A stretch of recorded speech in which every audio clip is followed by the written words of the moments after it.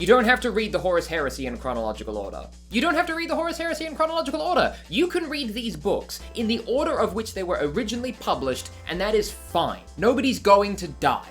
I am like 20 books deep into the Horus Heresy at this point, and it may well be one of my favorite book series of all time. If only for the fact that it is one of the only book series that I've read voluntarily, outside of mandatory English high school homework. I am like 23 books deep into this series at this point, and every time I tell somebody that I am reading these books in the order of which they were originally published in paperback form, they look at me like I've shot their son. If you're watching this video voluntarily, then chances are you already know that the Horus Heresy series is not written in chronological order. Yes, we've seen the chart. I did not know this going into the series, and I wouldn't have known this until I got like 5 books deep, and then suddenly the timeline starts fucking going all over the place. Now, normally I have a policy of not talking about things online when it relates to a series that I am currently enjoying, as to avoid conversations and spoilers, but I think we all know how this one ends. And every time that I tell people I'm reading these books in chronological order, their response is usually some manner of rookie mistake over here. Look at this guy over here not knowing there's a correct order in which to engage with this piece of media. What a joke of a man.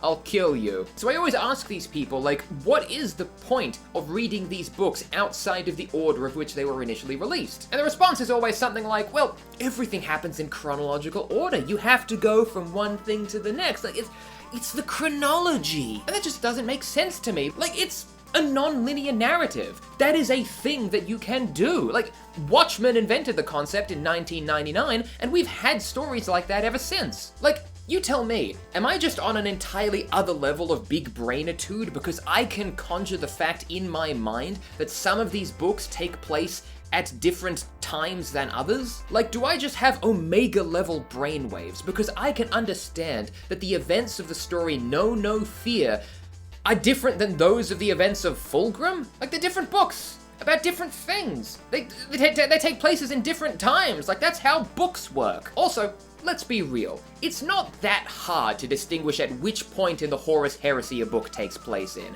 Like, if a space wolf turns to an Ultramarine and says, I really want to visit East Van Ford, I hear it's lovely this time of year, then you know it takes place in the past. That was more of a vampire voice than a Viking voice. Just pretend I said Blood Angel instead. And like, I don't know if this is just a me thing, but I almost think that the non-linearness of the story is one of the best parts about it. Like, it makes all of these stories feel like they're a part of an interconnected world. Like, you'll be reading a Dark Angels novel and Lionel Johnson will say, well, Gilliman didn't show up to the war on time, I guess he hates me and I'm a paranoid maniac now. But then you get another book set slightly in the past where you get to see Rabute Gilliman get traumatized by the events of Mass Effect 3, except all the Reapers have Bibles. Like, the amount of times I've found myself while reading these books, or more accurately listening to them, which still counts. Like, I've had so many times where I've gone like, oh, that thing there, and that thing there, they're connected! And it probably doesn't sound that impressive, but to connect two narrative concepts that are displayed out of sequence or in the wrong order, like, that makes me feel big brainium. So why would you deny someone that? Also, I'm gonna be so real with you right now. If you cannot comprehend different narrative threads being displayed outside of chronological order and are unable to connect those dots into a through line in your own brain, you are going to struggle with every Alpha Legion story known to man. They will straight up give you, the reader, propaganda that is not real and does not exist because they're the fucking Alpha Legion. That's the point! And look, I just want to take a second to pull us back a little bit and acknowledge that, like, I'm playing a bit of a character right now, right? I'm engaging in hyperbole, I'm being over the top, blah, blah, blah, blah, blah, like classic internet stuff, right? But I also do genuinely think that the whole, like, you gotta read the Horus Heresy in the exact correct way is detrimental to the hobby as a whole, as it is in many other pop culture franchises as well. And fundamentally, like, I understand why people have this drive to, like, push people into the Horus Heresy in the quote-unquote correct way, right? Because fundamentally, let's ask ourselves this. Why would anybody give a single shit as to the order of which somebody reads books? Like, if you were actively staying up to date with the Horus Heresy novels as they were coming out, like, you weren't reading them in chronological order. You were reading them in publication order because they were they were being published. So like, have these people who've been keeping up with this series since day one as everything was coming out, like, are they bad fans because they didn't read everything in the correct order? Fuck no, that's stupid. So why would anyone try to arbitrate what is the quote-unquote right way to engage with the media? But I'll tell you why. Because doing so builds their credibility as a true fan, as a better nerd, as the most John Warhammer you could possibly be. And they're doing two things with this, right? On the one hand, they're going, I know the correct way to do this, therefore, I am very smart. And on the other hand, they're going, and you are not as smart, because you don't know as much as me, and therefore, you are dumber. Because fundamentally, the quickest way to lift yourself up in any sort of like social standing situation is to belittle and diminish somebody else. Like, you haven't moved, but by comparison, you're still quote unquote better. And also, I want to preface this. I genuinely think that it is a tiny population of people who genuinely think like that. Like, genuinely think that there is a correct way to read the Horus Heresy books. Like, I fully believe that 90% of people don't give a shit. But because of this, like, tiny population of jackasses, it's become a bit of a meme, right? Like, the whole Horus Heresy chronological order chart, like, it's a meme. It's a joke. It's a funny inside thing within the community. Like, it's kind of on the same level as saying the Adeptus Mechanicus wants to fornicate with bread warmers, or that the Sisters of Battle are all 10-foot sexy goth nuns. Like, it's a bit. It's a bit. We know it's not true fundamentally, but like, it's a shared language that we have within our community. Like, we spout the same memes. We all say, "For the Emperor," because it's like a shared set of language that we have that makes us feel more connected to this community. But that's also part of the problem, because this stuff makes sense and we can find joy and humor in it if we are a part of the Warhammer community, but if we're not, it can make the community seem way more daunting and less approachable. And you know me, I love Warhammer. I love painting the minis, I love playing the game, I love reading the stories, but I gotta be honest, it was a really hard thing to start. Like, think about it under the guise of literally any hobby, right? When you're just getting into stuff for the first time, you don't know jack shit about it. You think you do, but you don't. And I, like most people, got started with a big ol' starter set box. And what did that box come with? Space Marines. And so when I first started painting, I painted Ultramarines.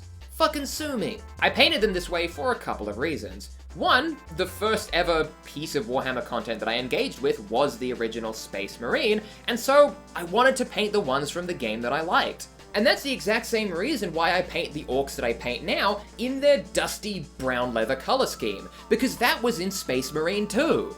I mean, it was in Space Marine 1 just as well. The other reason why I got started with Ultramarines is because they're the easiest ones to get started and learn to paint with. Like, when you get started learning to paint, you go through the basics. You do a black base coat, you layer on top of that, etc, boom, Space Marine.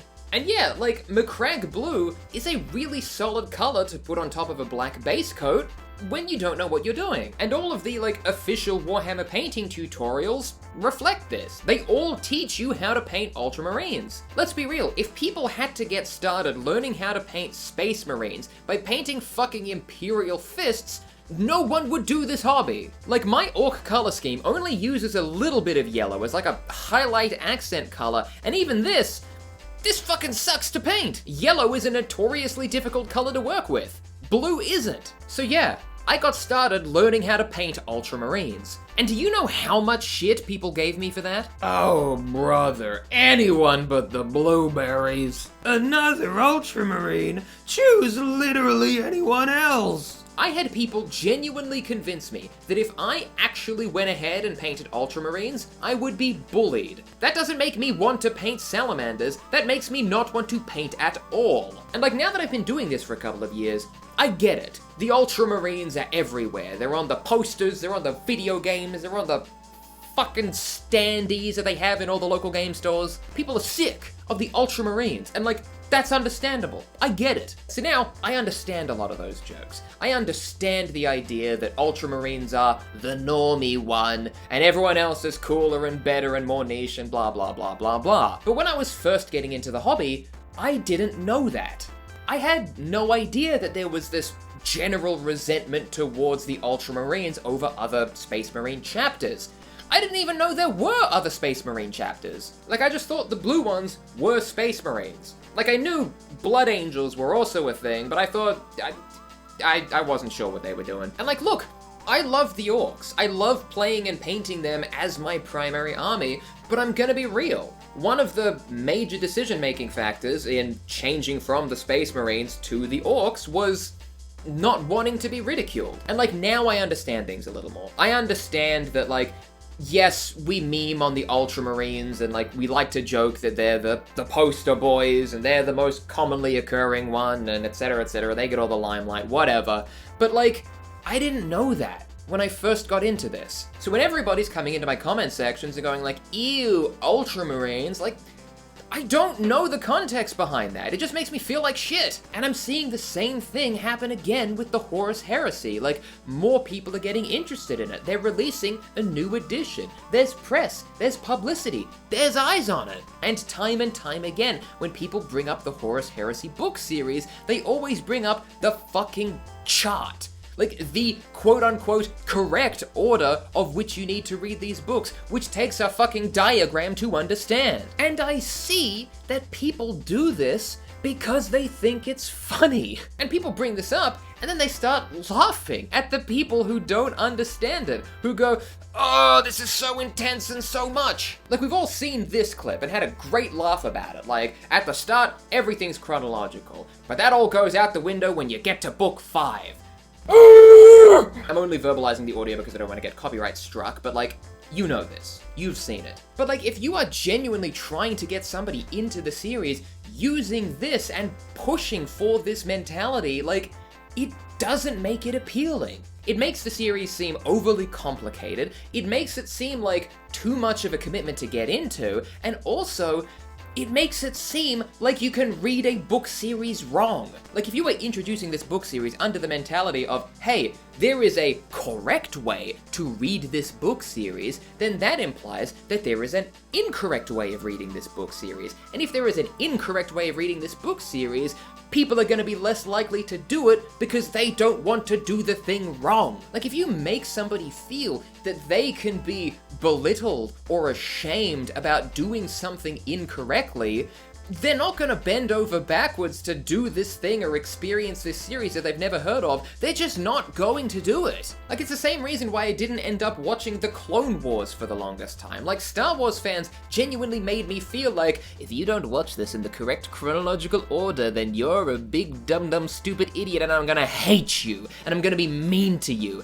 and I'm gonna send you slurs in your inbox. And that's why it took me so long to watch that show. And then I finally did, and it was mid, alright? It was mid. It's important that we teach children the horrors of war, but it was overhyped IMO. And this is something that I think we just need to be more mindful of in any pop culture or fandom space, but in the Warhammer hobby specifically. Like, we can have these shared inside jokes within the community. We can pick apart the things and laugh at them while we are deep entrenched in this space, and we have the full context of what's going on.